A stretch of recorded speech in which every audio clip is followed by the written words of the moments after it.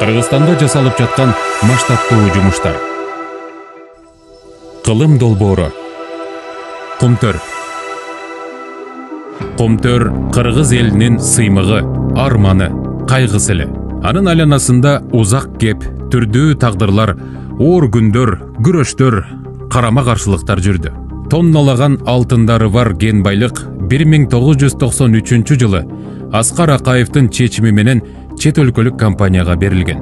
Үлүштүк кирешеси бир нече жолу өзгөрүп, кен байлыкты кайра мамлекетке алуу сунуштары дагы мезгил менен көтөрүлүп турган. Бирок эч ким кайра кайтарып алууга белсенген эмес. Жогорку кеңештин депутаты Садыр Жапаров узак жылдар бою Кумтөрдү мамлекетке кайтарып алуу аракетин жасады.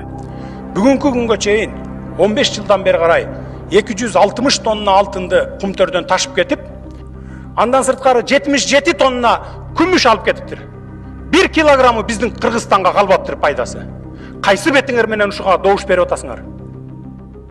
1 килограммы калбаптыр. Аягы саясий куугунтукка алынып абакка түшкөн.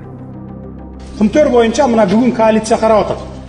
Кумтөр боюнча өкмөттүк комиссияныкын. Өткөндө мен официалдуу түрдө кат жазгам. Парламентте караганда сөзсүз түрдө мени чакыргыла. Себеби ачык элек фактылар бар, коррупциялык элементтерде.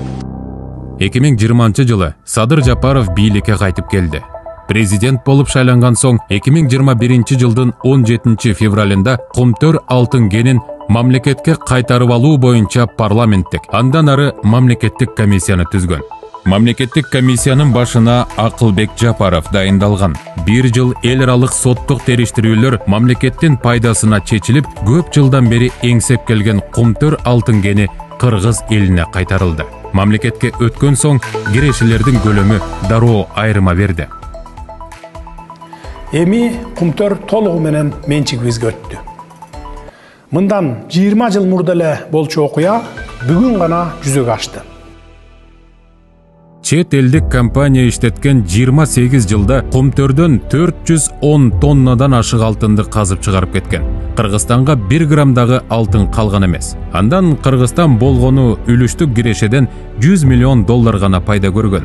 Кумтөр мамлекетке өткөндөн кийин, тактап айтканда 2022 жылга карата эле үлүштүк кирешеден 140 миллион доллар пайда түштү.